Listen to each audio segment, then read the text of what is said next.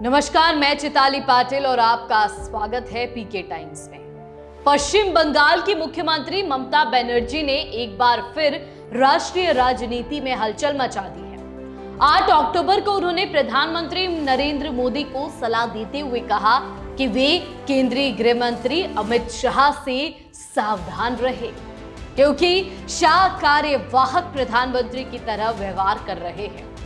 ममता ने यहां तक कह दिया कि पीएम मोदी शाह पर अंधा विश्वास ना करे, क्योंकि एक दिन वह मीर जाफर की तरह आपके खिलाफ खड़े हो सकते हैं। यह बयान सिर्फ एक चेतावनी नहीं, बल्कि राजनीतिक तौर पर बेहद चतुर चाल मानी जा रही है। विपक्षी नेता के तौर पर ममता जानती है कि अगर मोदी और शाह की जोड़ी पर शक की रेखा खींची जाए तो भाजपा की एकजुटता की छवि को झटका दिया जा सकता है। दरअसल ममता का यह बयान वोटर लिस्ट संशोधन एसआईआर विवाद के दौरान आया, जिसे वे भाजपा की साजिश बताती रही है। ममता का आरोप है कि अमित शाह केंद्र की एजेंसियों के जरिए बंगाल में भाजपा को फायदा पहुंचाने की कोशिश कर रहे हैं। ऐसे में मोदी को सावधान रहने की सलाह देना राजनीतिक दृष्टि से भाजपा की शीर्ष जोड़ी को लक्ष्य बनाकर हमला करना है।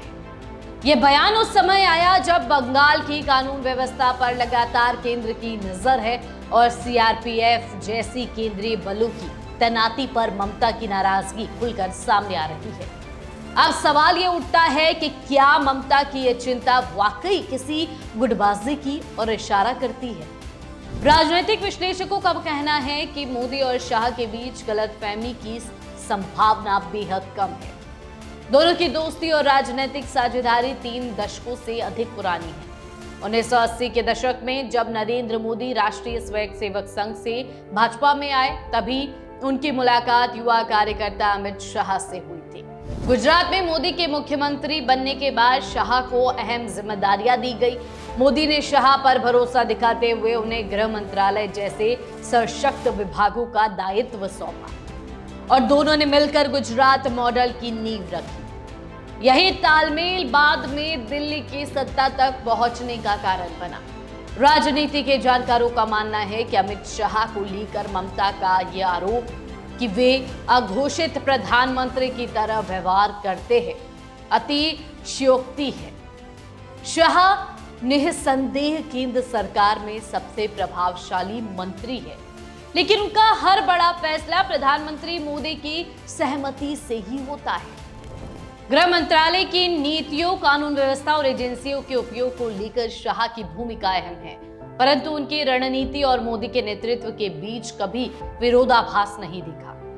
यही कारण है कि मोदी अंतर्राष्ट्रीय मंचों पर निश्चिंत होकर भारत का प्रतिनिधित्व कर पाते हैं, क्योंकि देश की आंतरिक सुरक्षा शाह के भरोसे सुरक्षित मानी जाती है। अमित शाह की कार्यशैली में कभी कभी कठोर अवश्य दिखाई देती है, लेकिन ये उनके मंत्रालय की प्रकृति से जुड़ी है। शाह पर भाजपा संगठन, चुनावी रणनीति और आंतरिक सुरक्षा तीनों की बागडोर है।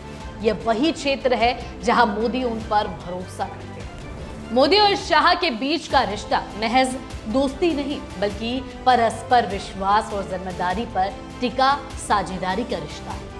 इसलिए ममता बनर्जी चाहे जितनी कोशिश कर ले, मोदी शाह की जोड़ी में दरार डालना आसान नहीं होगा। हालांकि एक सवाल यह भी उठता है कि अगर कभी मोदी के बाद भाजपा को नया नेता चुनना पड़ा तो क्या अमित शाह सबसे पहले प्रबल दावेदार होंगे? फिलहाल तो संकेत यही है, भाजपा के संगठनात्मक ढांचे में शाह का कद सबसे बड़ा है। वे पार्टी की नीतियों, चुनावी रणनीतियों और शासन प्रणाली के प्रमुख शिल्पकार माने जाते हैं।